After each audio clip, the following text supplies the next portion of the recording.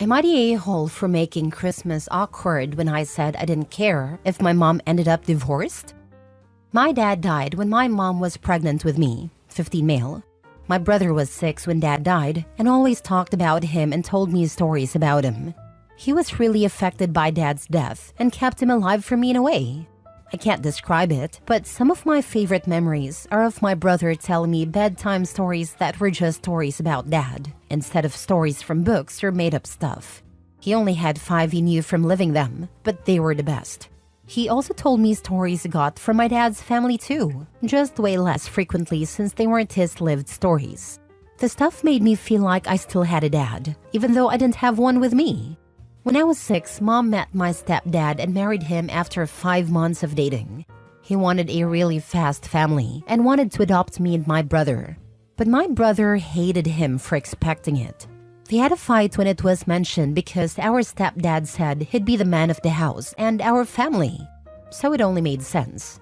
My brother told him he was a stranger. We only knew him for 3 months when this was happening, so my brother wasn't wrong. It offended our stepdad though.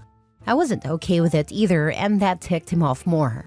He brought it up a bunch of times the first year, and then like 5 times a year after that. My brother told him he'd rather be dead than let him be his dad. I said no, but I tried to not be a jerk about it. I didn't want it and got kind of annoyed by being asked so much. I said that too, but I was told it was something he'd keep asking because he felt he deserved it. My mom wanted him to have what he wanted, and they didn't think it was fair for me to say no when I didn't ever know my dad or have a relationship with him. My mom gave my brother a really hard time for being the cause of it, and my stepdad told me I should want a dad at my age. He said that at a lot of different ages. Yesterday, things got awkward and it's made today awkward too. We're not even that far into today. But my mom and stepdad sat me down, and he told me again he wanted to adopt me. Before I could say no again, he told me he's tired of not having kids of his own. He can't have any, and he wants someone to pass on his family name. He wants that to be me since he raised me as his own. He said he's tired of being dismissed as a dad, and if I don't accept him, then he's done. And he'll either divorce mom or he'll ignore me and my brother forever. My mom told me I need to help her not get divorced and asked if I wanted that for her. I said I don't care. I don't want to be adopted, and I'm not giving in because of their marriage. They didn't like my answer, and now my mom's family's frustrated that I made things so awkward because we're all together and it's bad. I'll probably hide out in my bedroom for the rest of the day because it's intense downstairs. Am I the a-hole? Now for the top comments. It's disgusting that they're putting the fate of their marriage on your shoulders. I'd reach out to your brother or another adult to see if there is a way you can leave. My brother knows about it all, but he can't take me.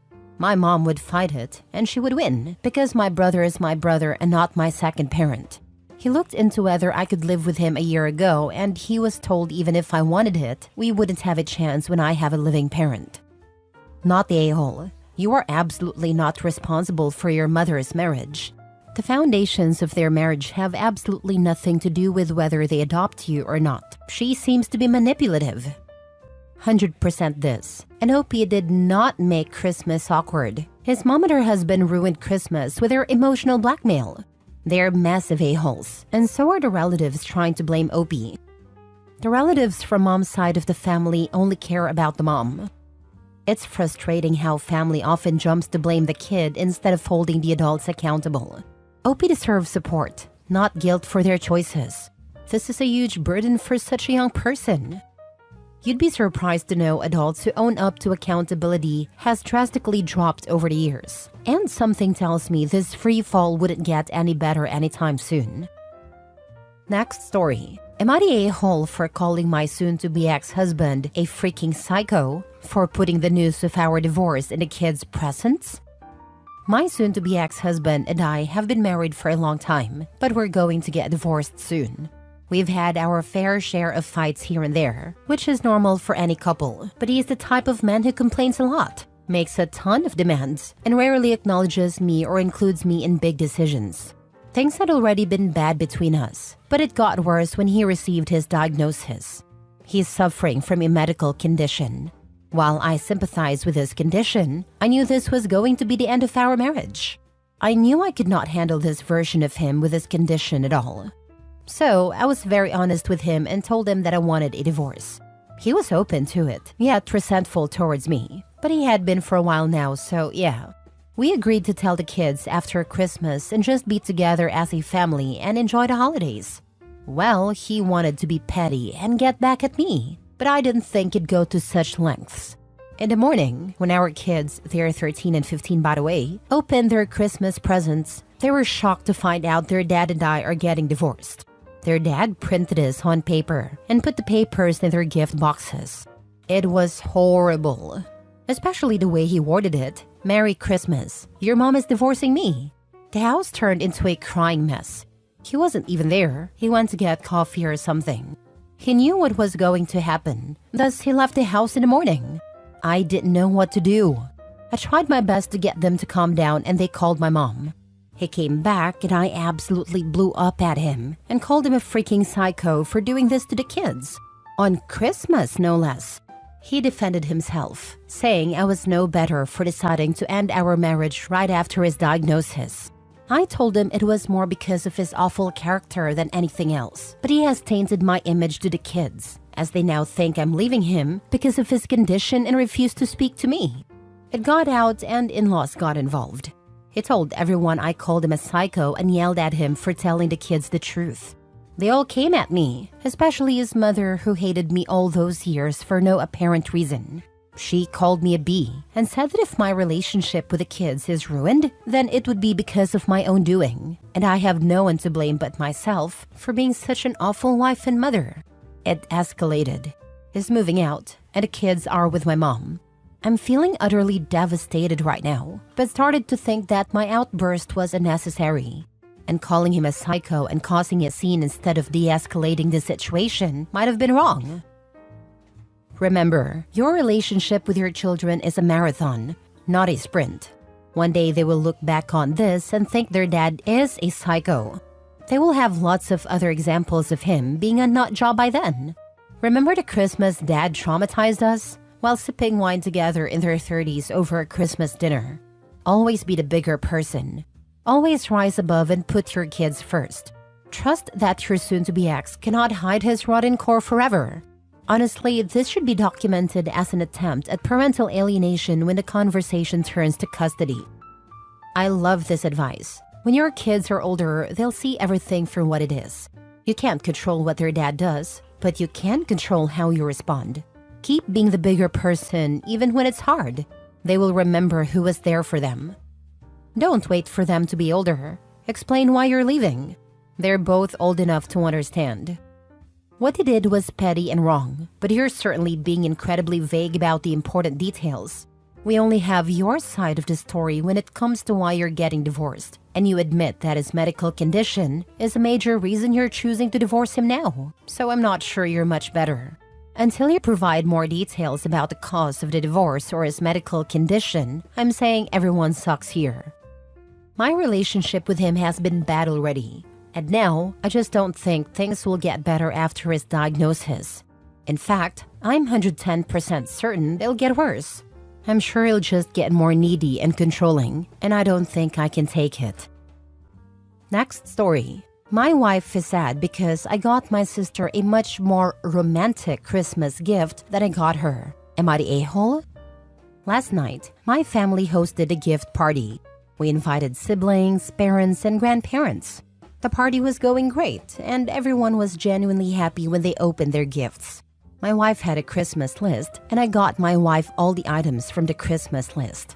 My sister opened her gift last, and after looking at the gift for a minute, she broke down in tears and hugged me. For context, when my sister's first boyfriend broke up with her back in high school, it really hurt her. I still remember how she was when she came home from school that afternoon. She was just a mess. She was also going through a lot of other issues. That night, I drove her to a park near where we lived, and we just sat on the grass and looked at the stars. It was really emotional, and my sister still talks about that night occasionally. So, for my sister's Christmas gift this year, I got her a canvas of a customized star map of what the stars in the sky looked like that night. I also wrote a personalized note on that canvas. Everyone wanted to have a look, and they thought it was a really sweet gift. Well, everyone except my wife. Later that night, my wife told me how hurt she was feeling that I chose that romantic gift for my sister and not for her. I told my wife there was nothing romantic about that gift, and besides, that gift didn't even cost that much. My wife's Christmas gift list cost a lot, and I was happy to get my wife every item on the list. I just didn't understand why my wife was feeling sad. I told my wife if she wants the star map, I can get her one too, of what the stars looks like in the sky the night I proposed to her. But my wife told me it isn't the same, and to leave it. This morning, my wife still looks somewhat sad. Am I the a-hole? I don't understand where I went wrong. I thought we had a perfect Christmas. Now for the comments. I feel like there's a lot more context needed here. Do you normally give other people really thoughtful, heartfelt gifts while just checking off items on your wife's list? Or do you try to give her thoughtful gifts too? She's not mad about the gift. She's mad about the thought that went into it, and how she doesn't feel like you gave her that amount of emotional effort. Meanwhile, you're acting like spending money on her is the equivalent of emotional effort. To most people, they are not the same thing. Then when she says she's upset, you acted like the gift itself, the star map, was the issue. And again, put no emotional effort into the response you gave. You said you would just copy-paste the same gift you gave your sister. She didn't want the map. She wants the effort and the care. I would bet this goes a lot deeper than just this one Christmas.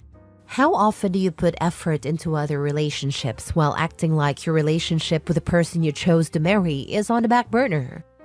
One of the last nails in my marital coffin was a Christmas where I had gotten my then husband a few small gifts. We had many troubles then, so I couldn't get a lot, that were meaningful to him, his family, and their heritage. He got me nothing. I told myself that was okay because of finances. And then he showed me a thoughtful gift he had gotten one of his managers. I froze. It wasn't a romantic gift at all. Personally, I think it was to get on his co-worker's good side. I don't think it worked. But I remember standing in my living room and just being still as he told me how much time it took picking out this gift. Here I was, his wife and mother of his children, and he couldn't even take the time to get me a candle or scented hand lotion. The saying, "it's the thought that counts," is very true for many of us. I'm wondering if Opie's wife gives him a list of things, because if she didn't, he'd tell her he had no idea what to get her. Or maybe she's a materialistic bee, but I sense there's something deeper for Opie's wife. Last story. Am I the a-hole for refusing to give my mom the only gift she wanted for Christmas? A little backstory. My sister has resented my existence pretty much since I was born. When I got pregnant with my oldest daughter, my sister became very controlling. She would demand to be at every OB appointment and tried to demand we let her in the delivery room when only one person was allowed in beside me. Every first for my oldest had to involve my sister because she's never had a kid before. This is my first kid too, you know? My sister became obsessed with my oldest, to the point I believe she was borderline grooming her to believe that she was the mom and not me. My family and I relocated a couple of months ago halfway across the country. This decision came because my sister threatened to call CPS on me for not allowing her to take my oldest over the entire summer break.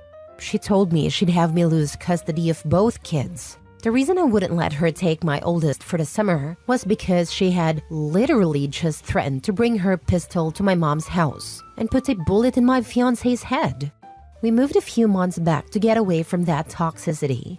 I figured this was the best option for us and decided to still keep somewhat of a relationship with my sister. We would video chat almost daily. On my oldest 5th birthday, my sister made a call to CPS. She claimed my fiancé and I were sexually abusing my 5-year-old and we were physically neglecting both children. She sent in a photo of my 2-year-old with chocolate ice cream on her face because she'd literally just finished the ice cream. My sister saw her eating it, so she knew it was fresh, yet still took a screenshot and used that as evidence that I'm neglecting my kids because they're always dirty. The sexual abuse claim came because my 5-year-old had a diaper rash and it was bothering her. So she said, "My butt hurts." My daughter is autistic and has epilepsy. We're working on potty training still. I know it was my sister who reported us because she bragged about it. And I know for sure this report was her being mad that we moved away. She wanted to get back at me for taking her kids away from her. I decided it was best to go fully no contact with my sister. She tried to hurt my kids, and she hurt me and my fiancé pretty badly. To me, what she did was unforgivable. Today, with it being Christmas, I called my mom on Messenger so the kids could show her what they got and tell her Merry Christmas. The conversation went pretty well until the end when she went into another room and asked me if I could do her a favor. I said, "Sure, what's up?" And she goes, "Have the kids talk to your sister. It's Christmas." I told her no, I will not have that. She tried to hurt my kids, and I don't want them around someone who would do that. My mom started crying and going on about how it's Christmas, and it'd just be for a couple of minutes. Then we can go back to no contact. I told her that it was my daughter's birthday when she decided to try and ruin her life. My mom started crying and said she wanted to get off the phone, so we hung up. The last time my kids saw my sister since going no contact, they kept asking for 2 weeks about talking to her. This wouldn't be a one-time thing. This would be them begging and crying to see my sister, and them not understanding why they can't. Was I being an a-hole here? This was the only thing my mom asked for Christmas this year. Not the a-hole for protecting your kids from harmful behavior. Not the a-hole. You're protecting your children from someone who has proven to be harmful and dangerous, and that takes priority over anything, even family requests. Your sister's actions, including the CPS report and threat, have had a serious impact on your family, and it's understandable that you would refuse to expose your kids to her. While your mom's feelings are valid, her request puts your children at risk emotionally, and you are right to set boundaries. You made a difficult decision to protect your children, and that is never something to apologize for. She threatened to shoot your fiancé. She called CPS on your daughter's birthday. She has threatened to take your child. At this point, a restraining order is the bare minimum. She's dangerous. She could kidnap your daughter and unalive your fiancé in the process. Your reaction is weak. Tell your mom that if she ever pushes for your sister again, then you will need to reevaluate if she should be allowed near them too, considering she gives zero care about her safety. Not the a-hole. Your sister is mentally unstable, and your mom is enabling her. Your mom is the biggest a-hole in this. She should be getting your sister help instead of endangering your kids. I've strongly considered a restraining order and was about to go to the court to get one. When I read that to do that, I have to provide my address. I felt it would end up being safer to move as soon as we could and not give anyone our address and only use a P.O. box if needed. If I didn't have to provide my address to get a restraining order, I'd 100% do that.